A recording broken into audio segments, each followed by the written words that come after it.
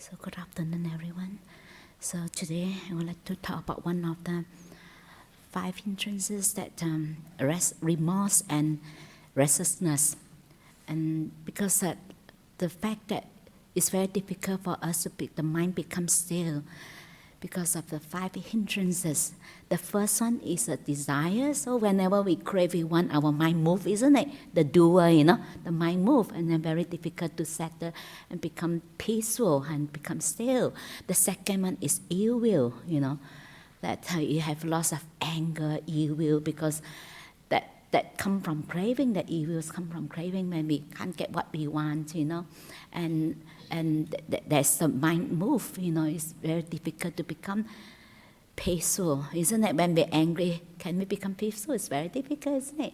And the third one is a sloth and torpor, that is you feel drowsy, you feel tired, you have no energy, that's sloth. The fourth one is restlessness and remorse. And this is a common thing because sometimes because of the guilt that we carry,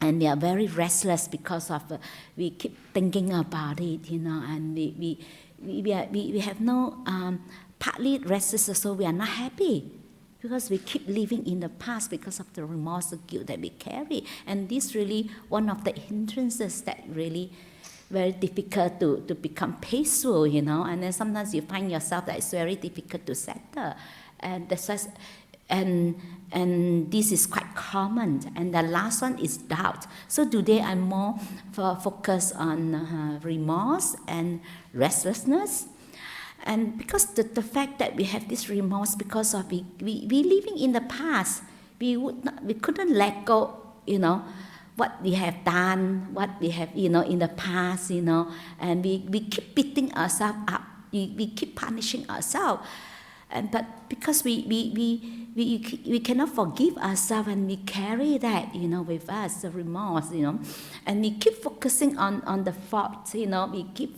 finding fault with ourselves, but we don't look at actually we have done other many good things as well, isn't it? But sometimes because we sometimes come from our conditioning, because sometimes sometimes our background or conditioning that you've been told that that you've been conditioned that I'm terrible, I have to punish myself, I have to carry the guilt, then you think, then because you keep doing that, but actually we all, have done lots of good things, isn't it? So that's why the Buddhists always encourage us, that sometimes we cannot just try to get rid of some things, we have to develop other qualities, like the qualities that you learn how to appreciate yourself, to see the good in yourself, to appreciate the good things that we have done. That's why the Buddhists again and again, he stressed so much that that you recollect and you contemplate and reflect on the good qualities of yourself. And he said not to be afraid that if you do that you become boosting up your ego. No, because not many people really they truly appreciate themselves, isn't it? You always think that I'm not good, I'm terrible, I'm bad, then I'm not I don't deserve all these things, I'm really no good, I don't deserve all this. I remember many years ago there was a lady, she stayed at the monastery and she has very low self-esteem, and to the point that she has lots of anger and self-hatred towards herself. And the day that early in the morning, that day was her birthday. So we all give her, we all wish her well and give her blessing, and someone sent her fax that, you're such wonderful, we really liked you, and it's like, and she couldn't take it because she thinks that she doesn't deserve that. She's not good enough to deserve that because she had very low self-esteem, and even she hates herself so much that she thinks that she doesn't deserve that. And that day, she couldn't handle it with all the good dishes, all the, it's not that she been told off, she like being like, everybody wish her well. And that day she want to leave the monastery. I said, no, why are you leaving? I said, the abbot not here at that time. I was still just very junior, just joined the monastery. Then he said, because the abbot is not here, why not you wait till she come back? No, she could not take it. Like she want to leave. She ran away, and we tried to ask her stay. She could not. And actually, she had this habit pattern. She's go to any monastery and stay. She keep running away, because she keep thinking that she's not good enough. She does not deserve this. They say sometimes it's really good that we reflect on that. Because this is how the mind is a conditioned thing. You have to we have to brainwash our mind, in a good way, to remind ourselves the good things we have done. Not to, because if we focus on the those unskillful things that we have done, we manifest that. We make it so big, isn't it? All we see is our fault. So that's why sometimes it's very difficult to change that habitual pattern. That's why we have to develop a new pattern. It's just like you have to dig a new channel. Before your new channel becomes deep enough, sometimes the water still flow back to the old channel. But you have to keep developing that. That's why sometimes you have to develop those quality. Because sometimes meditation is not only that you try to, to focus on your breath. You can't do that. We can't use willpower to do it. So we have to develop certain qualities. When we develop these qualities, and these unwholesome qualities will slowly eliminate, because this is stronger than the other one.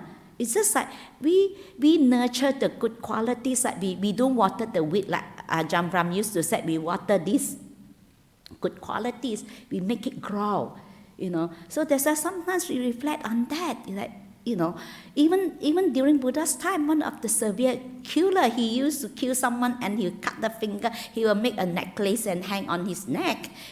Someone like him they can get enlightened. So we haven't done that, you know what I mean? So, that's why sometimes we really put ourselves down. We really think that we are good for nothing. Actually, we have, each one of us, we have good qualities. We deserve the praise. We deserve love.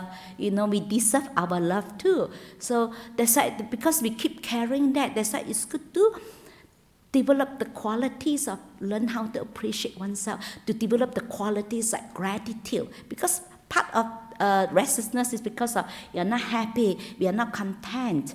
So when we develop the gratitude, first thing in the morning when we get up, and we say, okay, wow, I'm still alive. I remember when I was in Thailand, because of we have my father passed away. After 3 months, my brother passed away. Then I started to realize that how precious life is. I really appreciate life. So every morning, to me, it's like counting that is for me is a blessing to be alive. I really appreciate that. I'm really so grateful that the fact that I'm alive. I still have the opportunity to practice, so that gives me a lot of joy and happiness. So we be grateful. First thing in the morning, we get up, we say, I'm grateful that, even I don't learn a lot, at least I learn a little. Even though I don't learn a little, at least I'm not sick. Even if we're sick, at least I'm still alive. So you have to, we bring up those quality, the gratitude, and just when you have this quality, you're grateful. So actually you appreciate things much more, isn't it? Every single thing also makes you happy. You appreciate things much more, and then you start to appreciate yourself much more. And we don't carry that, think that we are really terrible, we are bad. So we sometimes, meditation is not only just sitting on the cushion, you still have to develop other qualities that support your meditation. Without those qualities, it's very difficult. We can't use our willpower to try to focus on breath. We can't do that. If with willpower, we can do that. We all got enlightened, isn't it? Those with the most willpower, get enlightened. No, you can't. So that's why we have to develop that. So that is good that you reflect on that, contemplate of that. It's helped you. And also not bring your mind back to present moment awareness, because we are living in the past. We just carry the guilt, and being remorseful that what we have done already, past is gone. It's just like the Buddha said about the karma. The karma, like what we have done, what we have, what we are now is what we have been. What we will be is what we are now. So our future is like in this moment. So bring your mind back to this present moment. So that's why you learn to bring your mind back to this present, not living in the past. And of course, it's said and done easily, but it takes a bit of time. You have to keep training your mind. Whenever you find yourself, wander off and going back, to the past, and you bring your mind back to this present moment, and learn to make peace with this present moment. Learn to stay with whatever, feelings, whatever emotion that you're experiencing right now. We make peace with that. It's okay that because we like to run away from present moment because of sometimes of the unpleasantness. We don't like the unpleasantness because of, for example, in this moment we feel remorseful, we feel sad, and we don't like that because it's really unpleasant. Then we try to, we sometimes we run away from it, and then sometimes we think that by running away and you don't feel that, but actually we reinforce that. And sometimes we start to think about it, and when you start to suck into the thinking, actually we reinforce it, and we intensify of that emotion. Then to learn to bring your mind back to this present moment. One of the way that is very helpful, that you can do the breathing exercise, and you can do it outside meditation. Wherever you are, you can do that. Whenever you feel whatever that unpleasantness or any guilt, whatever, that irritation, whatever anxieties that you're experiencing that moment, that you just breathing in, guilty or remorseful or whatever agitation. You embrace that, you accept that it's okay. That this is how we feel. We learn to make peace with that. And then you're breathing out peace. Because when we do that, breathing in, anxieties, or breathing in agitation, whatever, feelings, whatever emotion that you're experiencing that moment, and breathing out peace. When you do that, breathing out, be breathing in, these negativities, and breathing out peace, breathing in and then breathing out peace. Because if you keep doing that, actually you have an imprint in your mind. This is how you keep training your mind, to look at the positive, to look at the wholesome qualities. Of course, it will not happen overnight. It takes a bit of time. Because sometimes we develop, the Buddha said, like a mental habitual pattern, we incline towards negativities. That this is how you have to train your mind. You have to keep doing that. Even outside your meditation, you can do that. Breathing in and breathing out, peace. So when you're breathing in, that is that you're consciously aware that you're embracing that, you're accepting it. So letting go is not to try to get rid of things. Letting go is to embrace. Accepting itself is letting go. We allow ourselves to be, we allow whatever emotion, whatever feeling that we experience right now is okay that we experience that. We let that, we embrace that, we accept that, we allowed it to be. And then we just breathing out peace. So we are making peace with that. So if you keep doing that, actually you have the imprint in yourself that you're embracing that, and it's helpful. You can do it anytime, or just before your meditation, you can do that.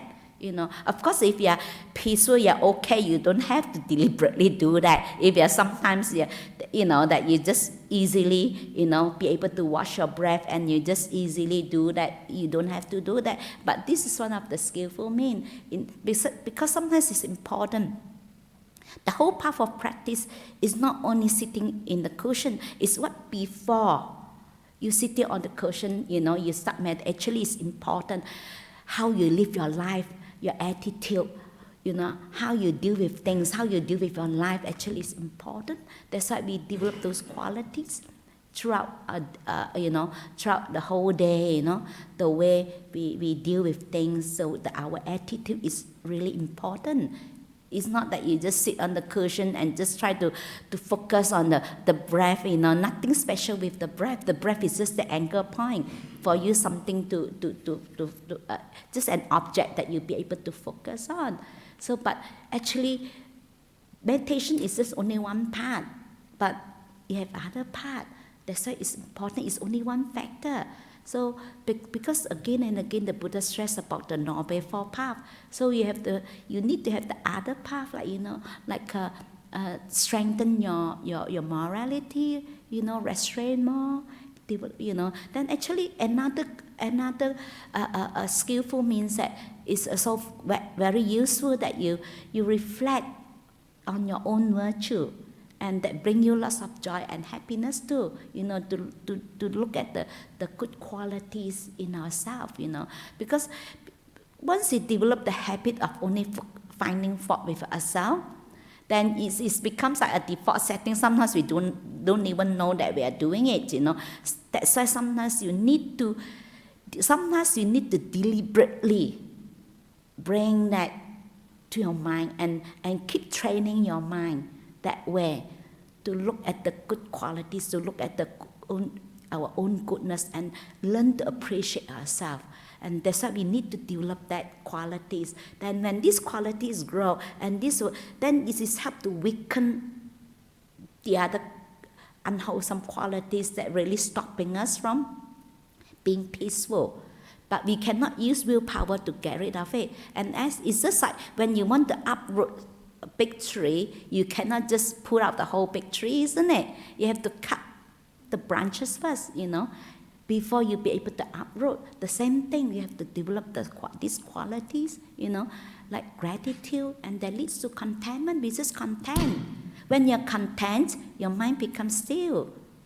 Because the restlessness is come from we are not happy, we are not content. We want something else, something else. We keep looking for other things. That's why we are restless. So if you have the qualities like gratitude, contentment, then your mind, because that you don't want anything anymore, because it's just happy.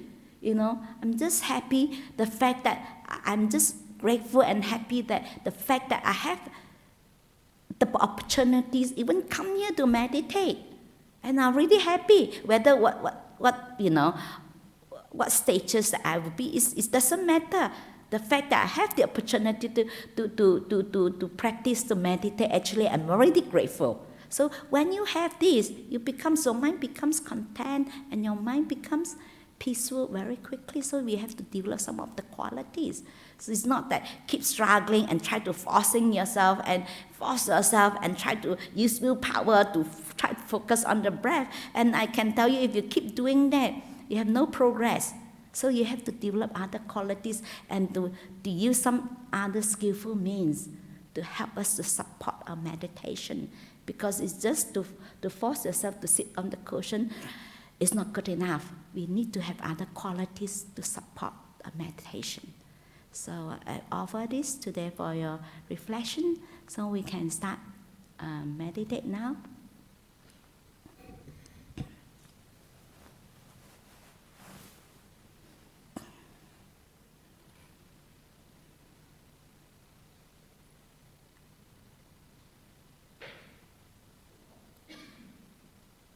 Just find a comfortable posture.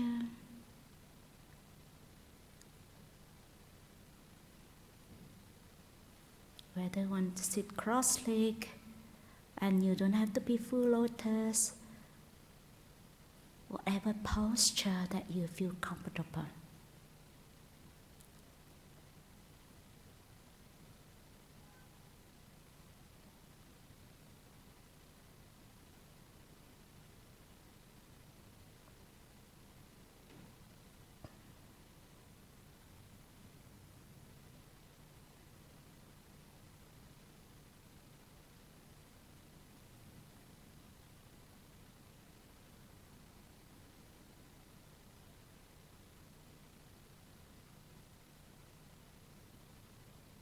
you just bring your awareness into your body and start to relax your body.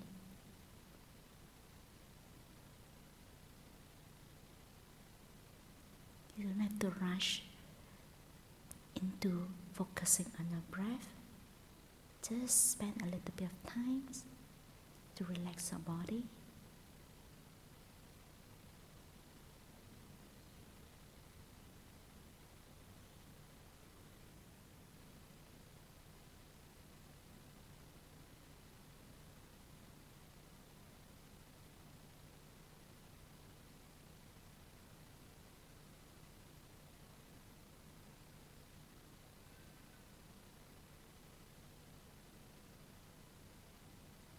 Just take this present moment awareness, just aware what's happening right now. You might have some discomfort in your body, and you just relax your body.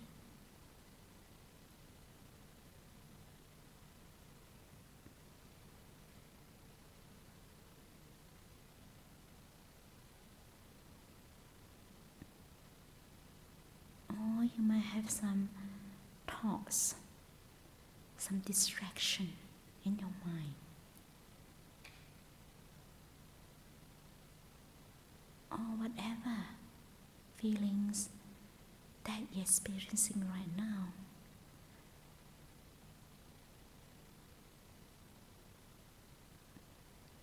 Or any agitation, irritation,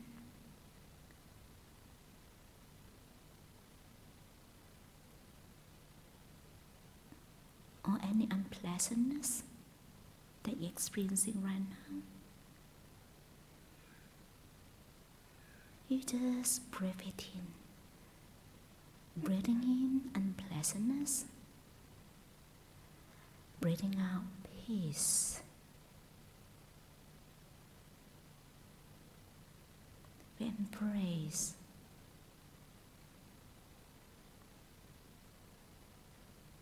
those unpleasantness.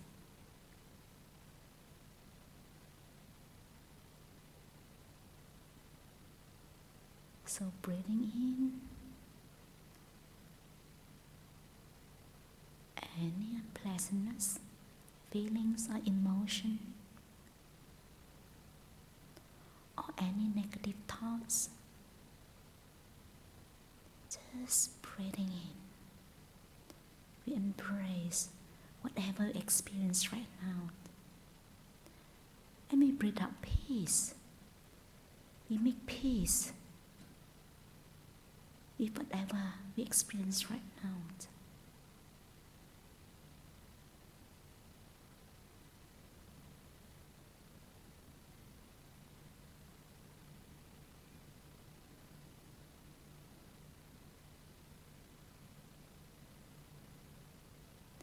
And we started to feel the peace.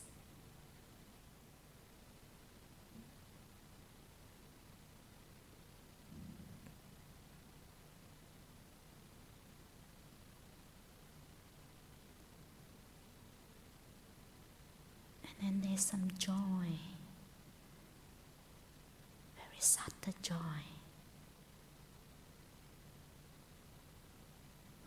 of the peace.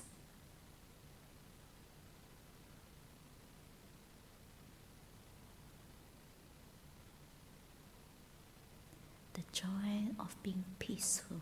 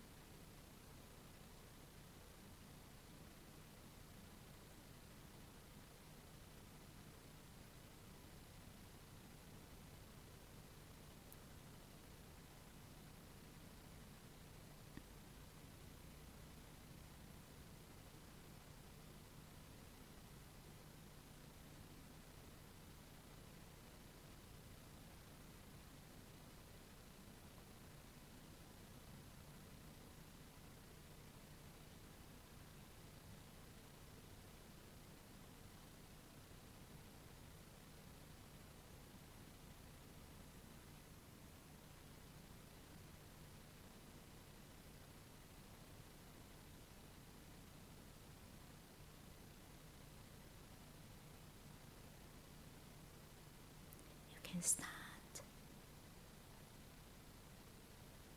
to pay attention under your breath.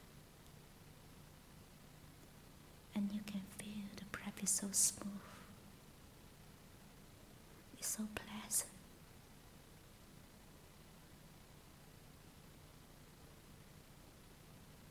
You can feel lots of joy.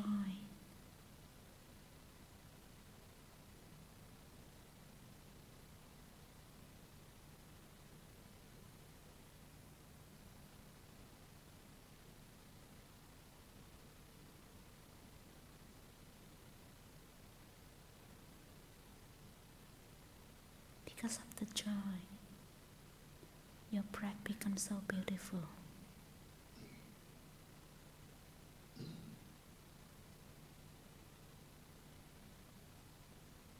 And continue.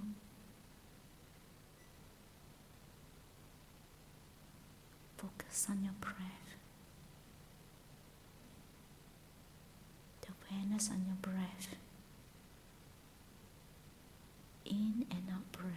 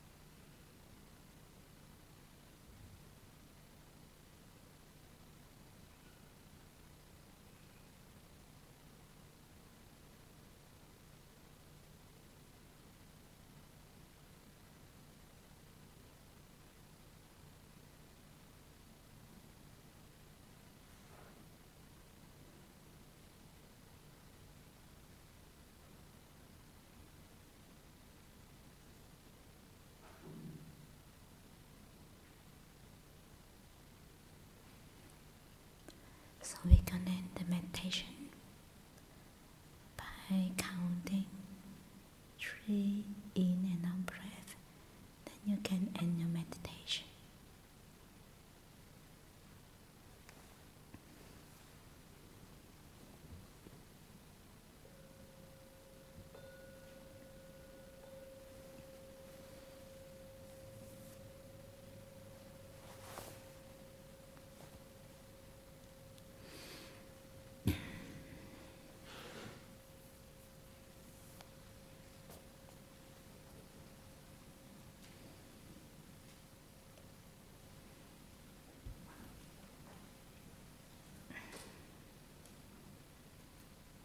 Okay. This first question is, my question is about falling asleep during meditation. Are we supposed to try and stay awake? And sometimes there's many reasons of why we feel falling asleep. Sometimes maybe physical, sometimes maybe mental, sometimes when we think too much, and it becomes, because the thinking itself, like worrying about things, and that actually use up lots of mental energy, then that's why you feel tired. And sometimes maybe you've been not sleeping well, maybe you're really sleepy, and sometimes physical, like maybe sometimes you eat too much, and then your energy has gone into try to digest your food, and then you feel a bit tired, you have no energy. So that can be, but don't try to stay awake, because sometimes even with that falling asleep, sometimes it's just because of the drowsiness that you're falling asleep, and sometimes that will pass too. If you leave it alone, actually it will pass. Like in the early days, like we wake up so early, we wake up 3 o'clock in the morning. And sometimes we feel sleepy too because so early. Sometimes I just sit there and I just I feel I'm so sleepy, so I have to. Then I didn't force myself and try to stay awake. Actually, I let it go. I just make peace with that, sleepiness, So I just sit there, I just knock, I just, and then after a while, actually it passed. Actually, the moment it passed, the mind becomes so bright. And then that time, I started, after that kind of, sleepiness, and I keep not, and my head just not like that, And then after that, when that passed, my mind becomes really bright. I didn't do anything. I just let it be. And then the mind becomes so bright, and I be able to really focus on my breath. And it's so nice, the breath, because you let go, you just let it be. And then I focus, the breath becomes so beautiful, so nice, and I keep.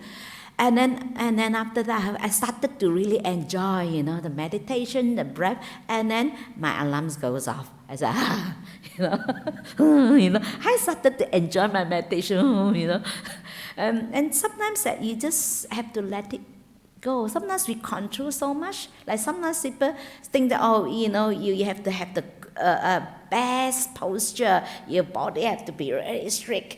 Imagine constantly you pay attention on your body to try to make your body strict, that actually you are not relaxed, it's very tense, and that's why there's one of the suttas that the Buddhist, the Buddhist got. He walked past, he saw the first man, he was sitting there, he was really, very strict, erect. He's just meditating. And then the Buddha said, this one cannot. He's too controlling, try to control his body, too tense. And after that, he see another monk, and then this monk sitting there meditating like that. Then he said, okay, he's good, he relaxed, Then I remember last time when Ajahn said that, and I just said, you see, that's true. Do you have the suttas? And I asked Ajahn Brahman, he said, the sutta is true, there is a suttas about that, Because sometimes you're too tense, sometimes it's okay. Falling asleep is fine. Sometimes sometimes the more we try to fight, actually it's worse, You just let it be, Sometimes you just, it happens sometimes also we feel tired, because you don't always so bright all the time, isn't it? And that actually you allow, because sometimes the more we try, sometimes the problem, sometimes we try too hard. And actually it's counterproductive, we make it worse. So sometimes there's many reasons, might be physical, might be sometimes you've been working too hard, very stressful, And sometimes like meditation retreat, and sometimes that you've been working very hard, and then of course the first 2 days you'll be a bit tired, sleepy, very sleepy. Actually it's okay, it's quite normal. Or sometimes maybe you're eating too much, and or sometimes you try too hard. And you try too hard, because when you try too hard, and because you try to use willpower and use up lots of mental energy, when your energy is low, you feel like no energy, it's tired, then you feel like you want to sleep because the mind is not awake. So there are many reasons, but you just have to, just to check yourself, to find whether, maybe I'm eating too much, maybe I'm really thinking too much, worrying about things, and because the thinking itself uses up lots of mental energy. So that can be mental and can be physical reason. What advice would you give to an alcoholic or addict who is trying to quit drinking and or using drugs? First of all, my advice is that you yourself have to be really willing to give up. Because sometimes other people can give you, sometimes, first of all, have to come from you. I remember some years ago, there was a young lady, a teenage girl, and she having drugs problem. And I met her father yesterday, and her father come to me and said, "Oh, thank you so much, that just I couldn't believe, like a miracle, my daughter changed to another person." Sometimes, he's just like he said, "I don't know what you have done." I said, I didn't do anything much, And because the father brought her to me, they said, she having drugs problem. And we have a few sessions with her. The first day, I look at her, I talk to her, I look into her eyes. Really, I look in the eyes, I said, "I would love to help to give you support, whatever, that you need support. I think your family the father will give you the support. And I would love to help you. It's not that I don't like to help you, I love to help you. Your father, everyone, your father was, they love to help you. We all would love to help you. But first of all, has to come from yourself. Are you willing to help yourself?" Sometimes that we don't want to take responsibility. We always thinking that we want someone to, to lift us up, to pull us up, to help us, But first of all, you have to have that willingness. If you are not willing, no matter how hard I try, I told her, if you are not willing to change, no matter how hard I try, tell you, give her books and give her some guided meditation CD, or you do this, you do that, talking to her, counseling and this, I said, doesn't work at all, because deep down, you're not willing. Because if you're not willing, no one can force you, no one can do anything. I said, first of all, you ask yourself, are you willing to do that? If you're not willing, no matter how hard we try, it's not going to work. It has to come from you. But of course, we can give you advice, we can give us support, That's why that all this to quit, all this addiction, it takes a bit of time, but you need to have the determination from yourself, the willingness. And I think so happened that moment, sometimes at that moment that, like when we said, when the student ready, the teacher appear. And it just so happened that she's been receptive. When I said to her, she got it.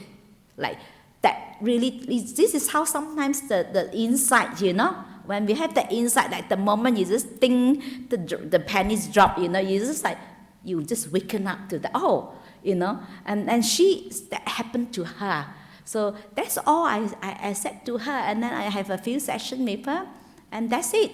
And then she didn't come back. So I was thinking, I don't know, there's either it doesn't work, or they go back to square one, or they have changed, they do not need to come and see me. Of course, I wish to, I prefer, that because she's really doing well, she do not need to come to see me, than rather that, she's going back to drugs again, And then I met her father yesterday, and the father said, oh, so good now, she's really so good, she's doing so well, I'm so happy, it's like a miracle, because they try all sorts of things before I said, sometimes it's just at the timing, when sometimes the person have to be receptive. We can give same advice, to different people, and some people got it, some people, they didn't get it, so it depends on that person, Sometimes if you are receptive, you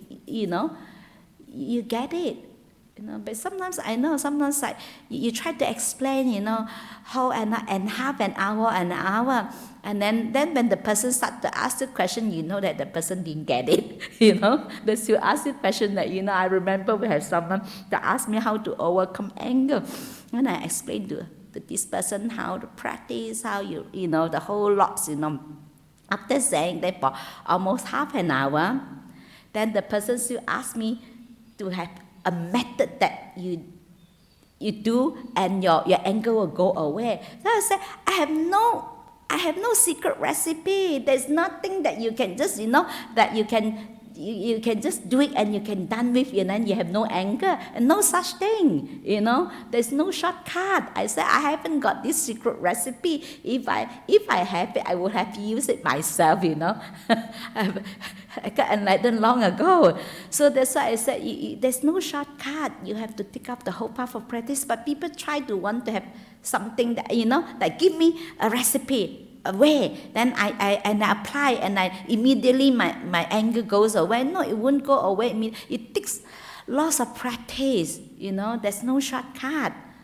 So that's why sometimes I can, the advice, whatever, you can, you can go for meditation, there's so many meditation class, there's so many teaching, then, on the website, it's so easy, you get all this information. But first of all, that have to come from yourself, that you ask yourself that, are you willing to do that? And the determination that, yes, I'm going to do it. But if you don't have that determination, if you don't have the willingness, whatever advice, is not going to work. So I hope this answer this person's question. And any more questions or comments? No? So there's no questions or comments, so we can end the session today. Okay. Thank you.